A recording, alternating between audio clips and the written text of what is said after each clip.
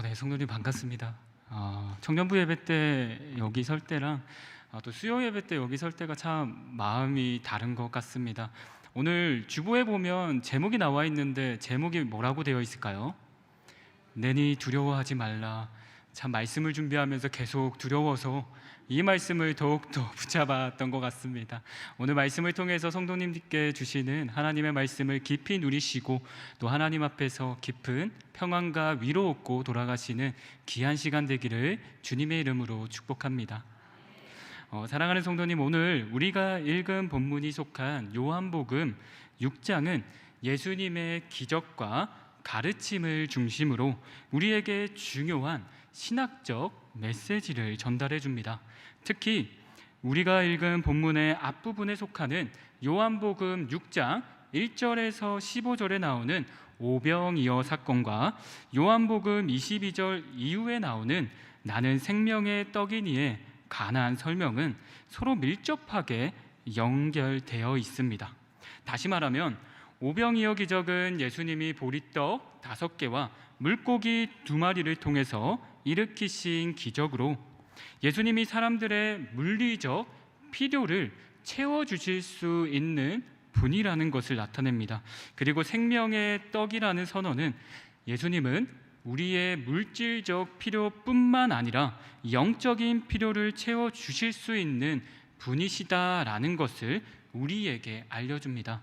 즉 6장은 물질적인 떡으로 시작해서 영적인 떡인 생명의 떡으로 이어지는 장입니다.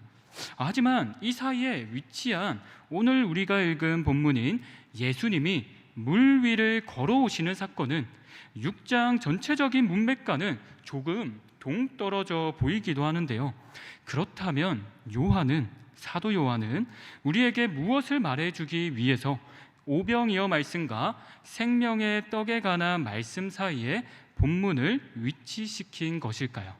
우리 말씀 속에서 그 이유를 찾아보고 또한 오늘 본문이 우리 삶 속에서 가르치고 있는 신학적 가르침은 무엇인지 알아보도록 하겠습니다. 여러분, 6장 첫 부분에 나오는 오병이어 사건은 군중과 제자들을 흥분시키기에 충분했습니다. 표면적 이유는 무엇일까요? 제자들이 그 군중들에게 보리떡 5개와 물고기 2마리를 나눠주는데 계속해서 줄어들지 않는 것입니다. 그 군중들이 배불리 먹는 것을 보는 것입니다. 이것을 본 제자들과 군중들은 당연히 흥분했을 것입니다. 그런데 군중과 제자들이 흥분한 또 숨겨진 이유가 하나 더 있는데요. 그 숨겨진 이유는 당시 유대인들은 신명기 18장 15절에 있는 말씀을 대대손손 문자 그대로 믿고 있었기 때문입니다. 우리 신명기 18장 15절 말씀 함께 읽도록 하겠습니다. 하나 둘 셋. 내 하나님 여호와께서 너희 가운데 내 형제 중에서 너를 위하여 나와 같은 선지자 하나를 일으키시리니 너희는 그의 말을 들을지니라. 아멘. 여호와의 말씀을 들은 모세가 이스라엘 백성들에게 말하고 있습니다. 누구와 같은 선지자 하나를 일으키신다고요? 바로 나와 같은 선지자 하나를 일으키신다라고 말하고 있습니다. 이스라엘 백성들은 대대손손 이 약속의 말씀을 문자 그대로 믿었습니다. 종말의 때에 모세와 같은 선지자가 일어나서 출애굽의 역사를 반복하는구나 라고 생각했던 것입니다. 우리 요한복음 6장 14절 15절 말씀 함께 읽도록 하겠습니다. 하나 둘 셋. 그 사람들이 예수께서 행하신 이 표적을 보고 말하되 이는 참으로 세상에 오실 그 선지자라 하더라. 그러므로 예수께서 그들이 와서 자기를 억지로 붙들어 임금으로 삼으려는 줄 아시고 다시 혼자 산으로 떠나 가시니라. 아멘. 그렇게 모세와 같은 선지자를 기다리던 유대인들은 예수님이 오병이어 이적을 보이시니까 군중들은 저 예수님이 바로 그 선지자다, 모세와 같은 그 선지자다라고 그 군중들은 생각한 것입니다. 그래서 이 군중들은 예수님을 어떤 분으로 모시기 위해 힘을 쓰고 있죠? 왕으로 모시기 위해 힘을 쓰고 있습니다. 이렇게 군중들은 흥분했습니다. 그런데 성도님, 제자들은 흥분하지 않고 평정심을 유지할 수 있었을까요? 아닙니다. 제자들 또한 아직 주님에 대해서 온전히 알지 못했기에 흥분할 수 있었습니다. 이에 예수님은 군중들을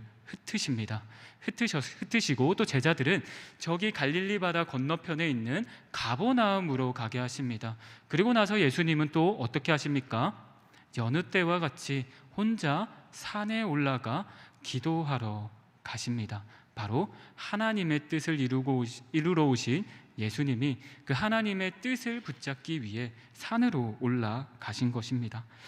다시 말하면 예수님을 따르던 군중들은 이집트에서 자신들을 출애굽시켜 주었던 모세와 같이 예수님이 로마의 억압적인 상황을 타개해 주실 분으로 생각했습니다. 바로 정치적 메시아로 보았던 것입니다.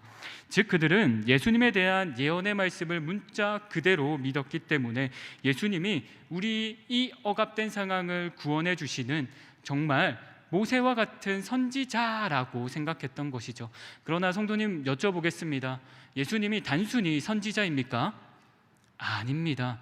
단순한 선지자가 아니라 하나님의 아들입니다. 그리고 그 하나님의 아들은 누구의 뜻을 이룹니까?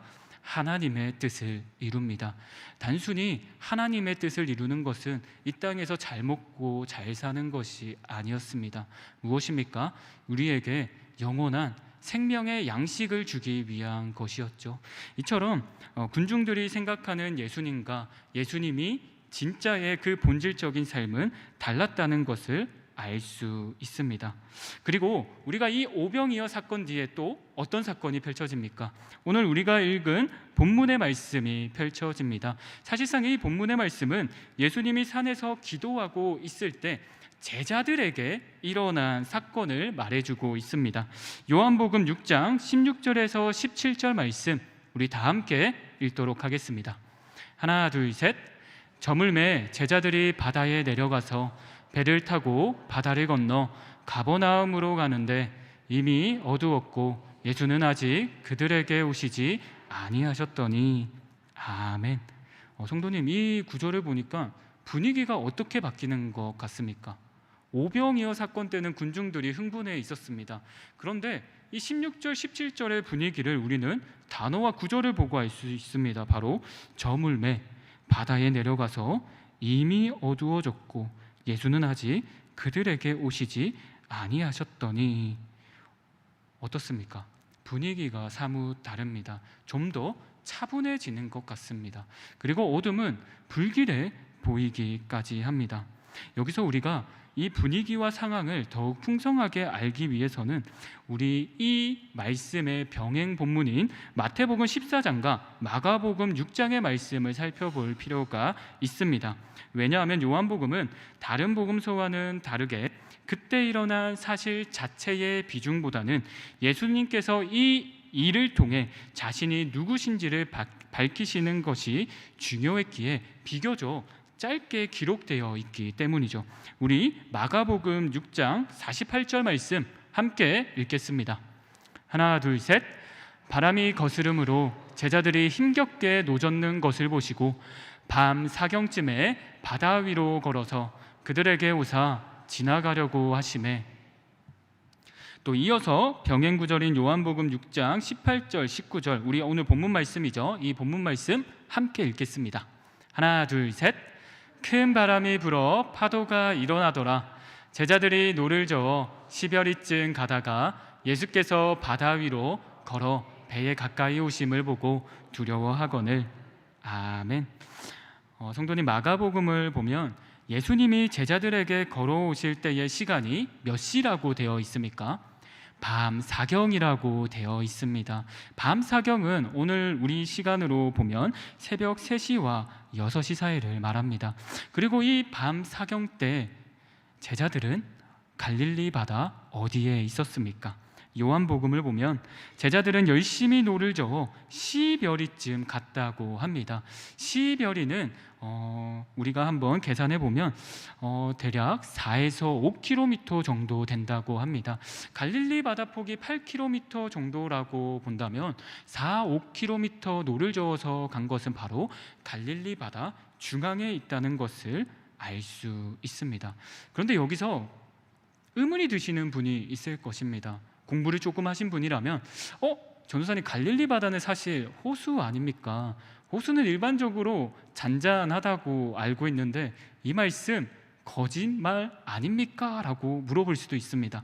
그런데 우리가 또 알아야 될 부분은 맞습니다. 갈릴리 바다는 호수입니다. 그러나 지형적 특성상 갈릴리 바다는 산으로 둘러싸여져 있고 산에서 오는 차가운 바람과 호수 위의 뜨거운 바람이 만날 때면 큰 풍랑을 일었다고 합니다. 그래서 갈릴리 바다는 종종 큰 풍랑이 일궜던 바다, 호수로 유명했습니다. 우리 다시 말씀으로 돌아와서 제자들은 노를 저어 밤 사경에 갈릴리 바다 중앙까지 왔는데 그들은 큰 풍랑을 맞게 됩니다. 여러분이 제자라고 한번 생각해 보시기 바랍니다. 갈릴리 바다 중앙에 왔는데 큰 풍랑입니다. 이때 여러분은 앞으로 가시겠습니까? 아니면 뒤로 가시겠습니까? 사실상 이 질문은 답이 없습니다. 앞으로 가나 뒤로 가나 진퇴양난이긴 마찬가지이기 때문입니다. 한마디로 제자들은 이 상황에 빠졌습니다. 그러나 이 상황에서 누가 등장하나요? 바로 제자들의 스승이자 제자들의 주인인 예수님께서 등장합니다. 이때 우리는 마태복음을 보면 제자들은 예수님을 유령인 줄 알았다고 서술하고 있는데요, 이것은 제자들이 예수님의 신성에 대해 완전히 이해하지 못하고 사람은 당연히 호수 갈릴리 바다를 건너올 수 없으니까 저 생명체는 유령이다라고 생각한 것입니다. 그리고 제자들은 그 유령을 보고 두려워했다라고 합니다. 하지만 그 유령의 정체는 누구였습니까? 바로 예수님이었습니다. 그리고 예수님께서 제자들에게 말씀하십니다. 우리 요한복음 6장 20절 말씀 함께 읽도록 하겠습니다. 하나, 둘, 셋. 이르시되 내니 두려워하지 말라 하신대. 아멘. 여러분, 오늘 말씀의 핵심 절이 있다면 어느 절일까요? 네, 역시 센스가 넘치십니다. 제목의 말씀이기도 한데요, 바로 내니 두려워하지 말라라고 말씀하신 것입니다. 사실 물 위를 걷는 이야기는 이 구절 때문에 사도 요한은 오병이어와 생명의 떡이라는 문맥 사이에 위치시켰습니다. 본문에 내니라는 말은 헬라어로 에고 에이미로 영어로는 I am이라는 뜻입니다. 한마디로 나는 나다라는 것이죠. 이것은 그리스도의 신성을 나타낼 때 사도 요한이 자주 쓰는 단어입니다. 그런데 여러분, 우리 출애굽기를 읽으신 성도님들은 바로 알 수 있을 것입니다. 나는 나다? 에고 에이미? 이거 어디서 많이 들어봤는데? 그래, 모세의 소명장인 출애굽기 3장 그 떨기나무에서 하나님이 모세에게 소명을 주실 때 모세가 하나님의 이름을 묻습니다. 그때 하나님께서 무엇이라고 대답하시죠? 나는 스스로 있는 자다라고 말합니다. 영어 성경의 킹 제임스 버전을 보면 이렇게 번역하고 있습니다. I am that I am. 나는 나다라는 것이죠. 한마디로 나는 영원히 계신 분이라는 겁니다. 한마디로 하나님은 신성을 가지신 분이라는 뜻이죠. 그리고 오늘 예수님께서 말씀하십니다. 나는 나다. 내니 두려워하지 말라. 예수님, 나는 하나님이시다. 모든 만물을 창조하시고 주관하는 분이니 너는 두려워하지 말라라는 것입니다. 사실상 나는 나다. 이 하나님 앞에서 두려워할 게 있을까요? 없습니다. 그렇기 때문에 예수님께서 제자들에게 말하는 겁니다. 제자들아, 이 풍랑에 두려워하지 말라. 성도님, 앞선 장들을 보면 많은 이적들이 나옵니다. 오늘의 이적이 5번째 이적인데요, 우리 요한복음에 나오는 첫 번째 이적을 한번 생각해 보도록 하겠습니다. 요한복음에 나오는 첫 번째 이적이 무엇일까요? 맞아요. 가나의 혼인잔치. 역시 수요 청년부 수준도 낮진 않지만 우리 수요 예배 성도님들의 수준도 만만치 않은 것 같습니다. 맞습니다. 가나 혼인잔치입니다. 예수님께서는 이 이적을 통해서도 신성을 말해줍니다. 가나의 혼인잔치일 때 물이 어떻게 변했죠? 포도주로 변했습니다. 한마디로 예수님은 사물의 질적 변화도 일으키실 수 있는 분이라는 것을 말해주고 있습니다. 두 번째 표적은 무엇인가요? 여기서부터 조금 어려워지는데요. 두 번째 표적은 바로 왕의 신하 아들을 치유하신 사건입니다. 왕의 아들은 가버나움에 있었습니다. 그리고 예수님은 가나에 있었습니다. 그런데 예수님이 왕의 신하에게 말합니다. 너의 아들이 치유되었다라고 말합니다. 그리고 왕의 신하가 가버나움으로 갔을 때 그 자녀가 치유된 것을 발견하게 됩니다. 이것은 예수님의 어떤 것을 말하고 있는가요? 바로 공간을 초월하시는 신성을 가지신 분이 누구다? 바로 예수님이다라는 것입니다. 세 번째 표적은 무엇일까요? 힌트 드리겠습니다. 바로 38과 관련이 있습니다.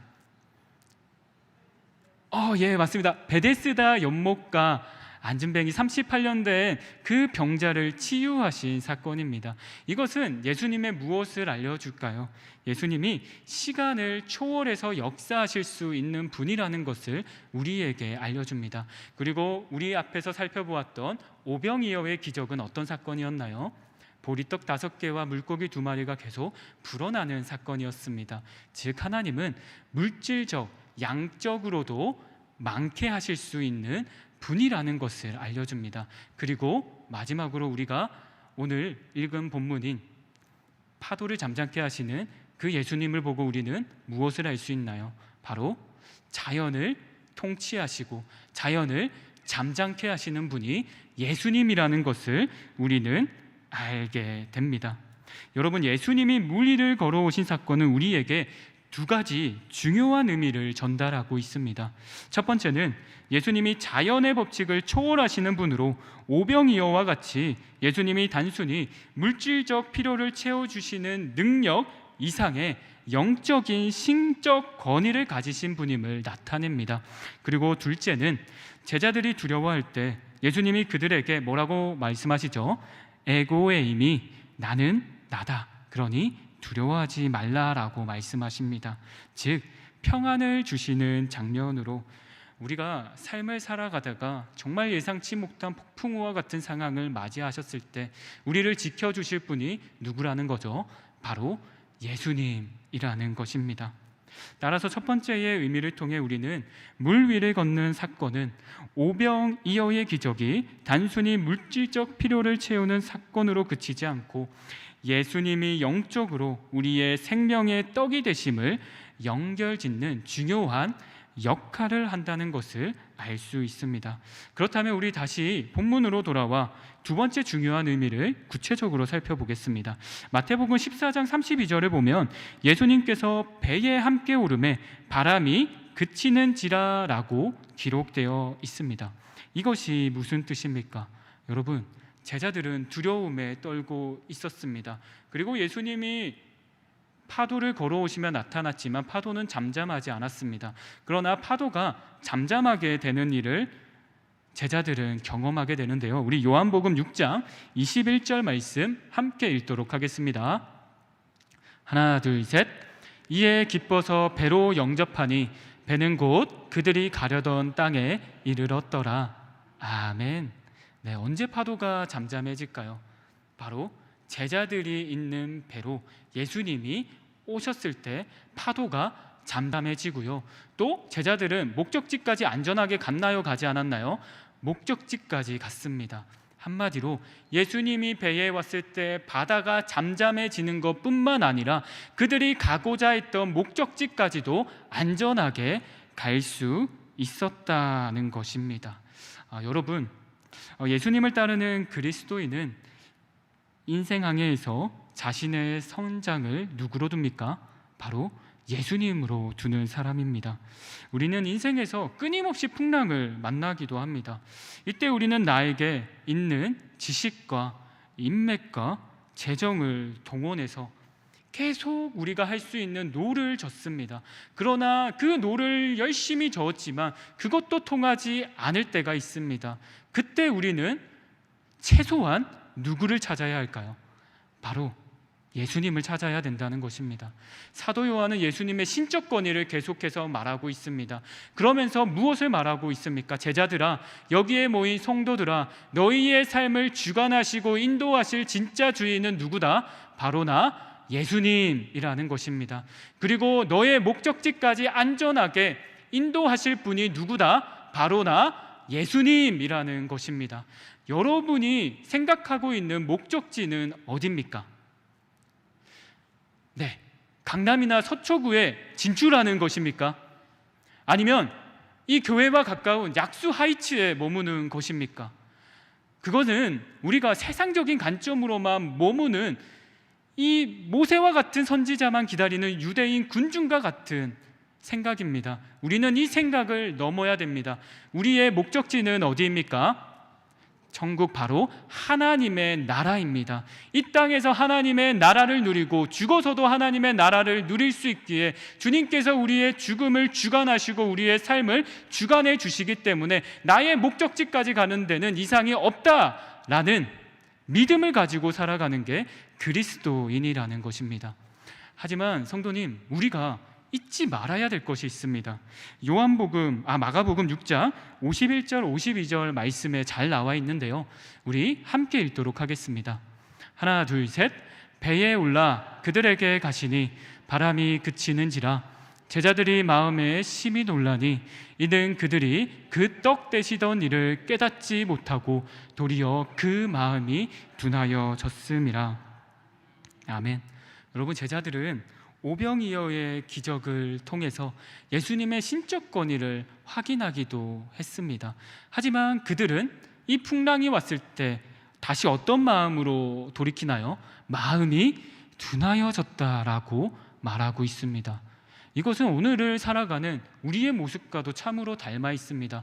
우리는 예수님을 믿는다고 그리스도인으로서 결단하고 살아갑니다. 그러나 오늘은 그리스도인으로 산 것 같지만 내일이 찾아왔을 때는 주님을 주인으로 삼지 못하고 그리스도인이 아닌 나 강주원으로 살아가고 있을 때가 많지 않으십니까? 사도 요한, 바로 마가는 이것을 경계하고 있습니다. 현실을 살아가는 제자들아, 그리스도인들아, 너희가 날마다 예수님을 주인이라고 인정하지 않으면 너의 삶의 주인은 내가 아니라 마음이 둔하여져서 너가 될 수 있다는 것입니다. 사랑하는 성도 여러분, 예수님은 마음에 유혹이 왔을 때 어디로 갔습니까? 산으로 가서 기도하셨습니다. 우리도 예수님을 끝까지 주인으로 삼고 이 여정에서 승리하기 위해서는 기도가 필요합니다. 예수님께 나의 삶의 주인은 주님이십니다 라는 고백이 필요하다는 것입니다. 사랑하는 성도 여러분, 수요 예배에 와서 우리는 말씀을 듣습니다. 저는 단언코 예언합니다. 우리가 들은 이 말씀 일주일, 한 달, 1년만 지킬 수 있다면 우리의 삶은 그리스도의 향기로 물들 것입니다. 그리고 우리 신일교회는 하나님의 정말 알곡과 같은 성도들이 곳곳에 있게 될 것입니다. 여러분, 인생의 목적을 현실에만 두지 말고 광범위하게 주님께 두고 따라가시는 우리 귀한 성도님들 되시기 바랍니다. 그리고 단언코 얘기합니다. 우리 성도님들의 주인은 제가 아니라, 목사님이 아니라, 교구장님이 아니라 신적 권위를 가지신 예수님입니다. 이것을 믿고 오늘 이 시간 찬양하고 기도할 때 주님, 정말 주님이 나의 주님이십니다 라고 고백하는 귀한 성도님들 되시길 바라며 오늘 함께 찬송가 412장 찬송하도록 하겠습니다.